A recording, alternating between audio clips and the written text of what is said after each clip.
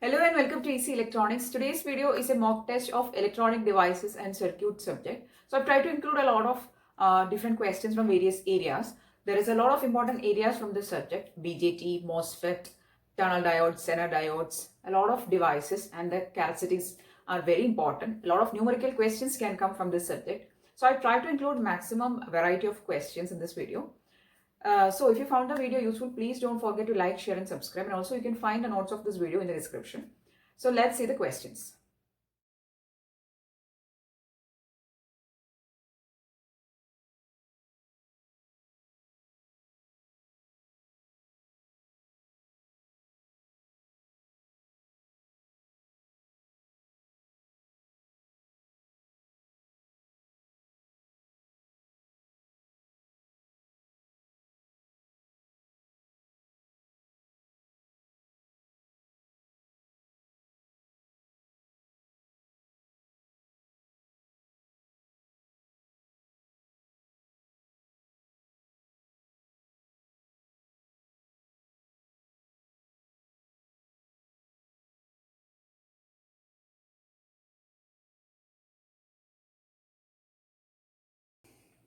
So this is a mock test of EDC subject. We are going to see the solutions of the 10 questions which you have already seen. The questions you'll be seeing on board. The first question is, in a NPN silicon transistor, alpha equal to 0.995, I equal to 10 milliampere and the leakage current ICBO equal to 0.5 microampere. Determine ICEO. So we need to find ICEO, which is the collector to emitter leakage current. We'll write all the given values on board. Alpha is given 0.995. IE, emitter current is given 10 milliamperes. Then ICBO is given 0.5 microampere. And we need to find ICEO. This is a question. So first we'll find what is IC. Because we have ICBO and we have alpha. So we can first find IC. So the collector current IC equal to alpha IE plus ICBO. So we have done a detailed video on the equations of BJT and also the numericals that is given in the analog electronics playlist. You can use that video for the reference of these type of questions. So the collector current IC equal to alpha IE, which is the emitter current, plus collector to base leakage current. Okay, so we are going to substitute, all the values are given here. So we'll substitute and find directly what is IC.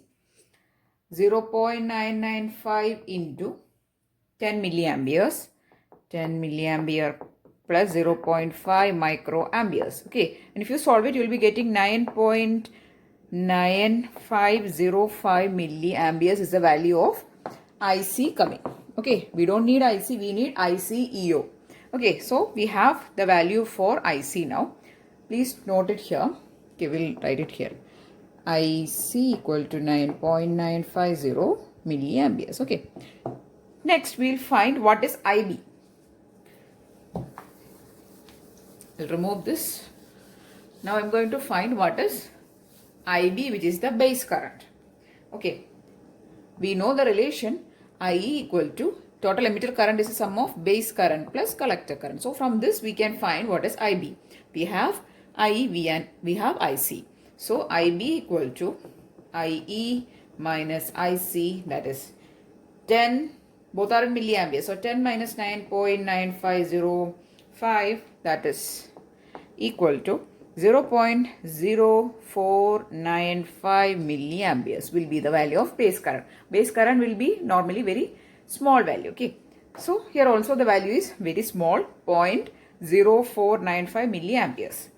Next, we are going to find what is beta. So we have alpha, we can find beta. Okay. So I'm going to note the value of IB here. IB equal to 0.0495 milliamperes. Okay. Next I'm going to find the value of beta. These are current gains, alpha, beta, and the relations also I have discussed in the formula revision video. Okay, so beta is equal to alpha by 1 minus alpha. Substituting the value of alpha in this equation, you will be getting beta as 199. Okay, the value of beta, we have obtained beta equal to 199. So now we have IC, we have IB, we have beta. Now, in order to find ICEO, the equation is actually like this. Total current on collector, or the collector current IC, is equal to beta times IB plus ICEO. We have used this relation in a couple of numericals which we have already done in various videos. So this is a very famous equation. Total collector current is actually the sum of beta times base current plus the leakage current. Now we need to find this here. So we'll take this term to this side. So the equation will be now IC minus beta IB equal to ICEO. This we actually want to find. So we'll write in the actual form ICEO equal to IC minus, I hope we can see this, or else I'll write it here, ICEO equal to IC minus beta IB. Now we have IC, we have IB, we have beta also. So see, we have written all the values here. Just substitute and find. So IC, I'm going to substitute 9.9505 minus 199 into 0.0495. So what we need for actually doing this equation or solving this equation, we need all these variables. We need IC, we need beta, we need IB. So that's why we have found what is IB, what is IC, and what is beta. And solving this, you'll be getting the value as 100 microamperes approximately. And the correct answer for the first question is option B. This is actually a little bit lengthy question. We can expect this question in higher end examinations. Okay, so by practicing this, you will first get to know these relations, and then you will be familiar with the type of these questions. Okay, so first try to prepare a formula revision note of the BJT. All these equations are important, connecting the currents and also the leakage currents also. So try to form a small formula revision note of the BJT current equations and the gain equations and all. And then try to do these type of numericals. Okay. Moving on to the next question.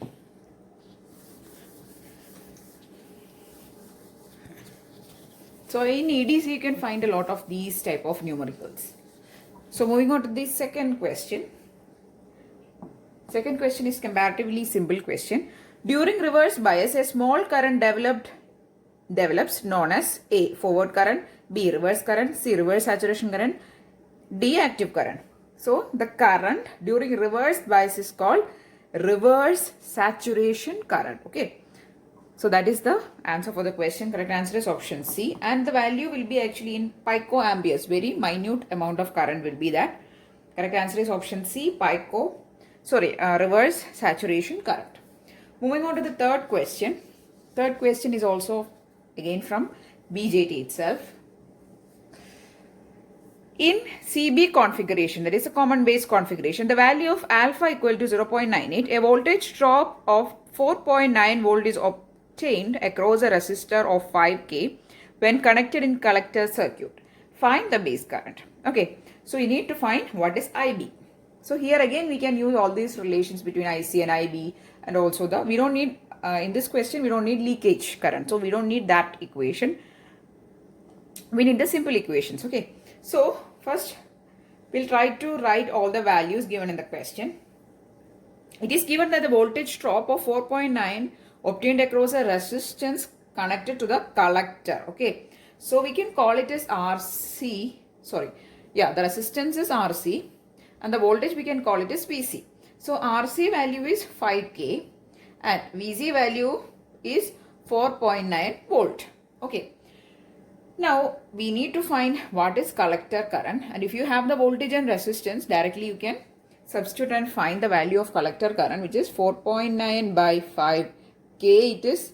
So we'll get 0.98 milliamperes. Okay. Milli, why? Because there is a K in the denominator. Now, so we have obtained the value of collector current. Now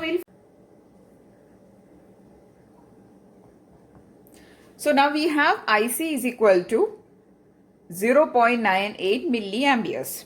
Okay, so next also alpha value is given in the question. So we'll try to find out what is IE or the emitter current. The relation is alpha is equal to IC collector current by emitter current. This is the common base current gain. The input current is IE, the output current is IC. So the current gain is alpha, which is output by input current, IC by IE. So from this relation, we'll try to find out what is IE by taking IC by alpha. IC is 0.98 milliamperes by alpha is equal to 0.98. So the answer coming is 1 milliampere is the value for your total emitter current. Okay. So we have now IC and we have now IE equal to 1 milliamperes. So from this we can find the value for IB, right, by using a simple relation IE equal to IC plus IB. So from this you can find what is IB. So I'm going to substitute the values. 1 milliamperes minus 0.98 milliampere again equal to 0.02 milliampere is the value for IB. I hope it is clear. So how to solve this question? So here the voltage and the resistance value of the collector resistance is given. That is, there is a resistance on the collector terminal. Its voltage, the voltage across that resistance and the resistor value itself is given. So from that you can find what is the current through the collector. So we'll get what is collector current. Now we have the collector current and we have the alpha value. So from this relation we'll try to find out what is IE, right? Again we have this famous relation of the three currents. In that if you substitute IE and IC you'll get the value of base current. That is a question. So the answer coming is option C, 0.02 milliamperes. Now the question answer for the third question is option C. Moving on to the fourth question.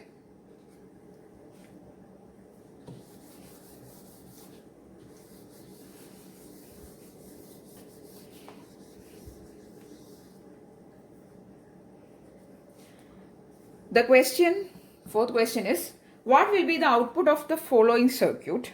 Assume 0.7 voltage drop across the diode. Okay, very simple question. This is the 12 volt. This is a diode. Okay. Now, what is the output coming? By using simple logic, there is a diode, which is a silicon diode, since the voltage drop is 0.7 volt. So, whatever voltage you apply here, right, has to, so this will be, consider that you are connecting a load here. Okay. So, the voltage will be in series in this circuit, right? And the total voltage, which is 12 volt from the source, some voltage will get dropped across the diode and the remaining will come across your open terminal. Here it is open terminal only. So the voltage coming in this terminal will be actually the difference between this 12 and the whatever drop is coming across the diode. Right. So 12 minus 0.7, which will be 11.3 volt, will be the output. 11.3 volt. Okay. So just you have to use your logic. Total voltage is 12, out of which some voltage will get dropped across the diode. This is again a series combination. So the remaining has to come here only, which will be 11.3 volt, and the correct answer will be option C. Okay. So the fourth question answer is option C. Moving on to the fifth question.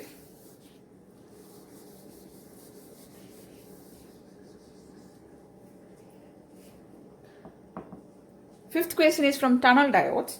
The range of tunnel diode voltage VD for which the slope of VI carrier is negative. Okay, so we have discussed in detail in the tunnel diode revision video about the negative resistance region of the VI carrier and about the peak voltage, valley voltage, all these things. So here, what is the voltage VD? It is also given in the question. The VP is the peak voltage and VV is the valley voltage. So I'll read out the options. A, VD greater than 0.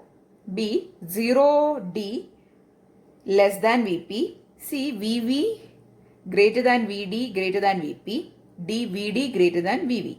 Okay, so if you have no clue or no idea about what is tunnel diode or what is a VI cara, please do watch that video.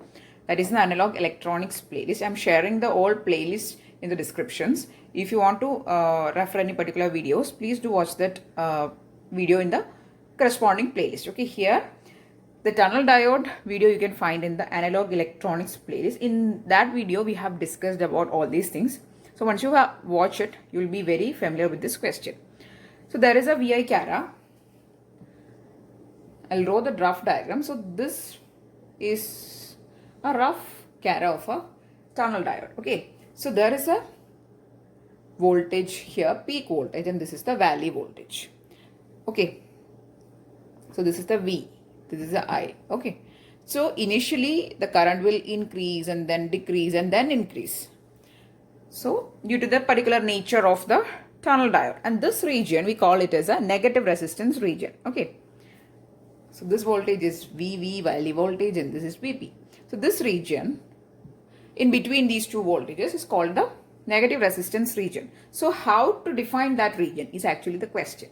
So you can write it as in terms of voltage, V is greater than VD. If you call this voltage as VD, the range is between this. Okay, so this is the correct answer. Okay, I hope you understood the question. The question is to define the range of this negative resistance region's voltage. So it will fall in between VV and VP, right? So the higher voltage is this. This is the voltage axis. So higher voltage is VV, lower voltage is VP. So in between that, the VD is lying. Correct answer is option C. Moving on to the sixth question.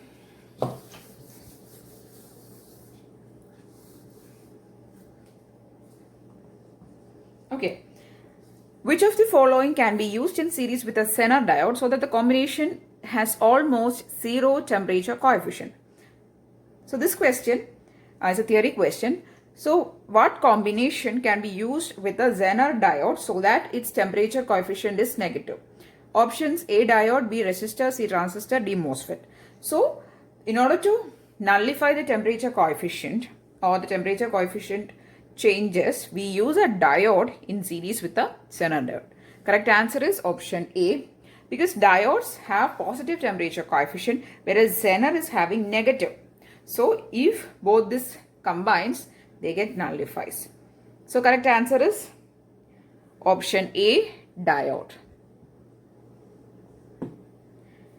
So that is the answer for your sixth question, which is option A is the answer for your sixth question.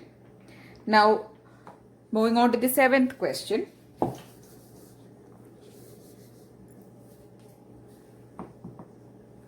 Seventh question is a numerical type of question. Calculate the recombination rate if the excess carrier concentration is 10 raised to 4 centimeter raised to minus 3 and the carrier lifetime is 1 microseconds. So what all things are given? The concentration is given. We'll call it as Dn. Concentration is 10 raised to 14 centimeter raised to minus 3 and the lifetime of the carrier is given. We'll call it by the letter tau, 10 raised to minus 6 seconds. Micro means 10 raised to minus 6. So 10 raised to minus 6 seconds is the lifetime. We need to find the recombination rate. The equation is, please note it if you don't know, the recombination rate of the carriers or the excess carriers is R equal to the concentration by lifetime. That is dou n by tau. So it will be 10 raised to 14 by 10 raised to minus 6. That is 10 raised to 20. Okay. So correct answer is option C. 10 raised to 20 is the recombination rate. So seventh question, correct answer is option C, 10 raised to 20. Now, moving on to the eighth question.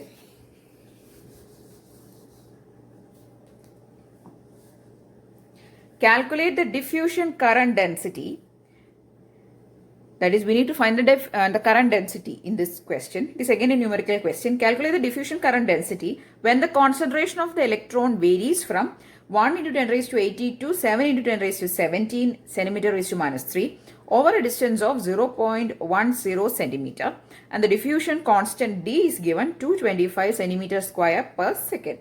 So we'll first write what is the equation for the diffusion current density J equal to E, which is a charge of an electron, into diffusion constant into variation in the number of charge carriers or the electrons, or n type, electrons by dx. That's the variation. Okay, with distance. So we'll substitute all these values because all the values are given in the question. Okay, so what is E? E is a charge of an electron. That is not given in the question, but you should be knowing it. 1.6 into 10 raised to minus 19, right? Into D is given in the question, which is 225.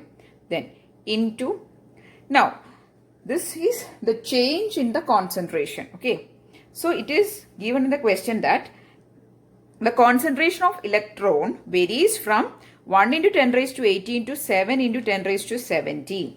So it is 10 raised to 18 minus 7 into 10 raised to 17 by 0.1. Okay. So this is the 0.1. So all the values are given in centimeters. So you don't need to change. Okay. So I have substituted all the values here. And if you solve it, the value getting is 108 ampere per centimeter square. Current density is current by area. So current unit is ampere. Then area is centimeter square. So it is ampere per centimeter square. So it is 108 ampere per centimeter square is the diffusion current density. Correct answer is option B. 8th question, correct answer is option B. Now moving on to the 9th question. So I have tried to include a lot of numericals in this video because a lot of people was asking for numerical type of question. Moving on to the 9th question. Transformer utilization factor of a half wave rectifier. This is a theory question. The question is asking the transformer utilization factor or TUF of a half wave rectifier. This value you should be knowing. 0.287 is the transformer utilization factor for a half wave rectifier. Correct answer is option C. Okay. So 9th question, correct answer is option C. Moving on to the 10th question.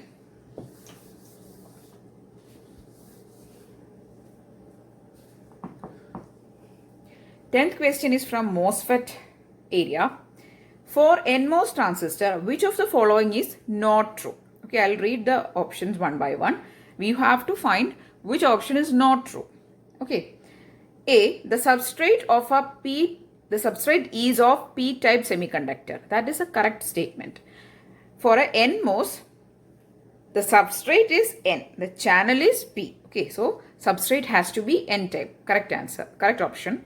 Option B, inversion layer or induced channel is of N-type. That is again a correct option. For a NMOS, your channel has to be of N-type only. Right. So, again the option is correct. C, threshold voltage is negative. That is a wrong option. For a NMOS transistor, the threshold voltage is positive. Only then it will attract the electrons. Right. For a NMOS, we have a like this, we have to create a conducting channel, right? So for that, we have to attract the electrons. So you have to create a channel there. So the voltage has to be positive only. So just know that the threshold voltage is positive. Here it is given that the threshold voltage is negative. It is a wrong option. D, none of the mentioned. So correct answer is option C, threshold voltage is negative. The statement is wrong and you have to pick up the wrong statement. So the correct option is option C. Okay, so these are the 10 questions which I have included in this video. A lot of people was asking for analog electronics mock test part 2 that we'll be doing very soon. So if you found the questions useful, please try to share it with all your friends who's preparing for any sort of competitive examination of electronics. And also if you found it useful, please do give it a thumbs up. And if you want more videos, please do subscribe to the channel. Thanks for watching and keep on watching.